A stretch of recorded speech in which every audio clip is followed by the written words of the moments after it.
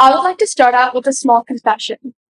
Although I care deeply about the environment, my actions haven't always aligned with this care. And I know I'm not alone. I'm sure many of you here are sitting in the same quiet pool of guilt as me. The kind left unresolved.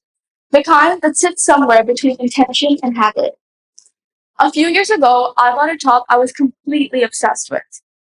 It was trendy, it was cheap, it felt exciting, almost like a reward. But not a reward for anything in specific. Just on a simple whim I had when I stumbled upon it. I wore it once, maybe twice, and then it disappeared into the back of my wardrobe. A few months later, when I was cleaning out my wardrobe, I stumbled upon it again.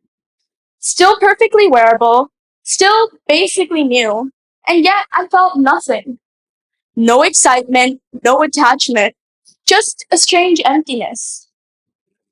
That moment stuck with me, not because of the top itself, but just because of the question it raised. Why did I buy it in the first place? So let me ask you a question to join me in this moment of reflection. How many times have you bought something you never really needed or ever really used? Think about that top you wore once.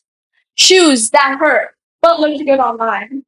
A gadget that broke a month after using it, or a trend that faded faster than you could post it online. We don't make bad decisions because we're careless. We make them because we're rushed. We live in a world of speed. Fast deliveries, fast fashion, fast decisions. And cities like Dubai, convenience is woven into our everyday life. One tap, same day delivery, with new collections coming in every single week. We rarely wait. And because we don't wait, we don't question. Our decisions feel small, harmless, almost invisible. But they aren't random. They're guided by hidden variables of social pressure, comparison, algorithms that know what we want before we do, and the comfort of something new arriving at your door within seconds. That why, though, the motive behind our decisions looks different for everyone. For some, it's stress. For others, it's boredom. For others, it could simply be fitting in. But its consequences are shared equally amongst us all. Fast fashion makes this painfully clear. It's designed for speed, not durability. Tailored for the now, but not for forever. Designed for impulse, but not intention. We measure the cost of things in dirhams, but not wares, waste, or water. So, what if we asked ourselves a different question? What if, instead of measuring value by how cheap something is, we measure it by how long it actually lasts? Let's use a simple metric for this. Buys per wear. That 5 dirham t-shirt I wore twice, that's 2.5 dirhams per wear. That jacket that costs more but lasts years, suddenly it's the better deal. But then I learned something that made me pause.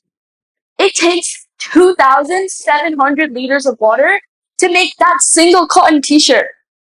That's enough water to fill 18 whole bathtubs. That's enough water for one person to drink for 900 days. That's enough water to fill into 5,400 500 ml bottled waters. All for something I just wore twice. When we change the way we measure value, sustainability stops feeling like guilt or restriction. It becomes logic. It becomes clarity.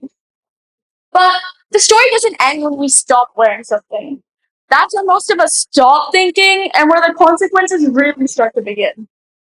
Most of us believe we're doing the right thing. We recycle, we separate our waste, we drop things into the last blue bin and walk away feeling responsible. But here's the uncomfortable truth, guys. Recycling was actually the last step, not the first. We skipped over reducing, rushed past reusing, and forgotten how to repurpose. And textiles exposes us better than almost anything else. Textiles today are rarely ever recycled. Many are blended fabrics that can't even be processed properly. So instead of being turned into something new, they're burned, buried, or shipped overseas to landfills. Landfills today aren't just piles of trash. They're landscapes with mountains of discarded clothing. For example, every week, 15 million tons of discarded clothing, enters the Kanchamancha market in Ghana. However, 40% of this is immediately discarded as waste. This waste eventually leaks into the coral lagoon, choking the seabed and destroying the livelihoods of farmers. Additionally, these synthetic dyes leak into the water, affecting the pH levels and destroying the ecosystem as a whole. What shocks me the most is that these clothes aren't even damaged. It's that they're perfectly wearable. That top I didn't want didn't just disappear. It changed location.